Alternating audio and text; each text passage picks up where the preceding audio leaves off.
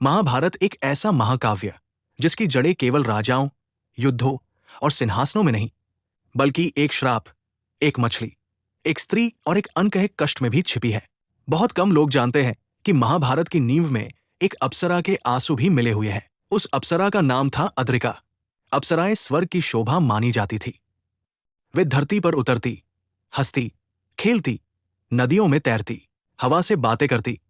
अप्सरा अद्रिका भी ऐसी ही थी, चंचल, शरारती। धरती पर उसका प्रिय स्थान था यमुना नदी। नीला जल, बहती धारा और जीवन से भरी लहरें, यही उसकी दुनिया थी। वो कभी जल में गोते लगाती, कभी मछलियों के साथ खेलती, कभी पानी की छींटों से खुद ही हंस पड़ती। एक दिन एक ऋषि अनुष्ठान से पहले स्नान के लिए यमुना के तट पर गए। वो घुटने तक पानी में खड़े होकर ध्यान में लीन थे। अप्सरा अद्रिका ने उन्हें देखा। उसके मन में एक शरारत जागी। वो पानी के नीचे चली गई और उनके पैरों को पकड़ हल्के हल्के खींचने लगी। इससे प्रार्थना कर रहे ऋषि का ध्यान भंग हो गया। ऋषि क्रोध से आग बबूला हो गए। क्रोध में आकर ऋषि ने कहा, तुम्हारी इस चंचलता ने मेरे तप को भंग किया है।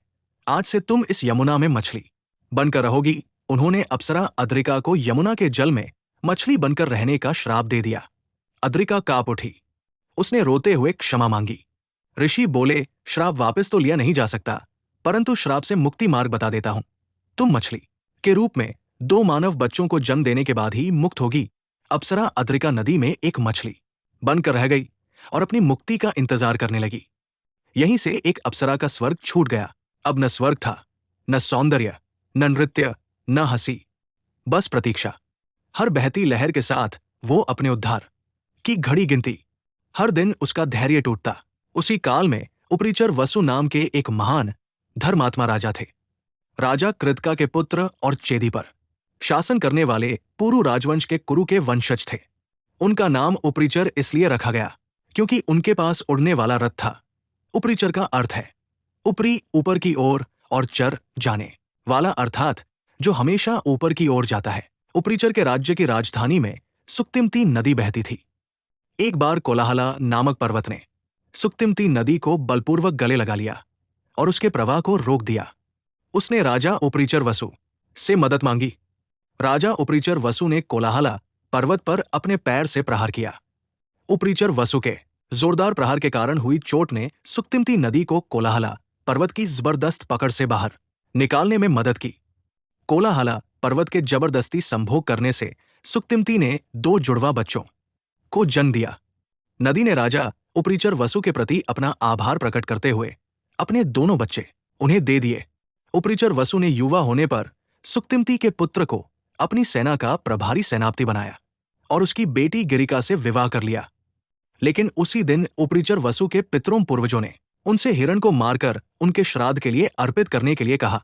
राजा उपरिचर वसु ने पितरों की आज्ञा मानकर अपनी सुंदर पत्नी गिरिका को छोड़कर हिरण का शिकार करने के लिए जंगल में चले गए। बसंत ऋतु में जंगल में शिकार करते समय राजा वसु अपनी सुंदर पत्नी गिरिका के विचारों में खोए हुए हिरण की खोज कर रहे थे। वो अपनी पत्नी के साथ मिलन की इच्छा में डूबे हुए गिरिका के लिए बेचैन थे। विरह, प्रेम और इच्छा सब एक साथ उमड़ पड़े। उनसे संयम न रह सका। राजा बच्चे पैदा करने की इच्छा को सहन नहीं कर सके और इससे उनका वीर्य स्खलित हो गया। फिर उन्होंने पेड़ पर बैठे एक बाज को देखा और कहा, हे पक्षियों के राजा, ये बच्चे पैदा करने का एक शुभ समय है। मेरी पत्नी गिरिका महल में मेरी प्रतीक्षा कर रही है। मेरे बीज, वीर्य को उसके पास ले जाऊं ताकि हमारे यहां बच्चा पैदा हो सके। बाज राजा का पार्सल उसकी पत्नी को देने के लिए हवा में उड़ गया। बाज को बीज ले जाते हुए दूसरे बाज ने देख लिया। जिसने ये समझा कि वो मांस का टुकड़ा ले जा रहा है। दोनों आकाश में एक दूसरे से लड़ने लगे। उनकी लड़ाई के दौरान उपरिचर वसु का बीज नीचे बह रही यमुना के पानी में गिर गया। अप्सरा अद्रिका मछली रूप में यमुना नदी में रह रही थी। जैसे ही उपरिचर वसु का बीज, वीर्य, पानी में गिरा, अप्सरा अद्रिका तेजी से उसके पास पहुंची और उसे तुरंत निगल लिया।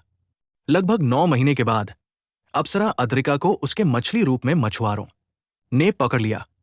मछली के पेट से मनुष्य रूप में एक नर और एक मादा बच्चे निकले। 2 मानव नवजात शिशुओं को देखकर मछुआरे आश्चर्यचकित रह गए। वो तुरंत राजा उपरिचर वसु के पास गए और उन्हें इसके बारे में बताया और उन्हें मछली के पेट से हुए बच्चों को दिखाया। दोनों में से नर शिशु को राजा उपरिचर वसु ने अपनाया। वो आगे चलकर राजा मत्स्य बने। कन्या को मछुआरा जनजाति के मुखिया दाशराज के पास रहने दिया। उसका नाम पड़ा मत्स्यगंधा। मत्स्यगंधा जिसका मतलब मछली जैसी गंध। दो मानव शिशुओं मत्स्य और मत्स्यगंधा के जन्म के बाद अप्सरा अद्रिका को श्राप से मुक्ति मिल गई। वो अपने मछली रूप से अपने असली शरीर अप्सरा रूप में आ गई। लेकिन इसके लिए उसने अपने जीवन की सबसे बड़ी कीमत चुकाई।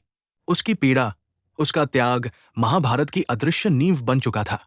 प्रकृति का नियम है, स्त्री पुरुष के संयोग से संतान का जन्म होता है। ये नियम जीव जंतुओं और मनुष्यों के लिए भी है। सृष्टि के आरंभ में ब्रह्मा जी योग बल से मनुष्य को उत्पन्न करते थे, पर पुराणों में ऐसे उदाहरण हैं जो इस नियम से परे हैं। मत्स्यगंधा का जन्म भी उन्हीं में से है। यही कन्या आगे चलकर सत्यवती बनी और उसी की कोख से महाभारत का संपूर्ण वंश जन्मा। महाभारत की शुरुआत एक अप्सरा के श्राप से हुई। क्या यह महाकाव्य सिर्फ युद्ध की कथा है या फिर स्त्री के त्याग, पीड़ा और नियति की सबसे गहरी कहानी? आगे की कहानी अध्याय 12 में।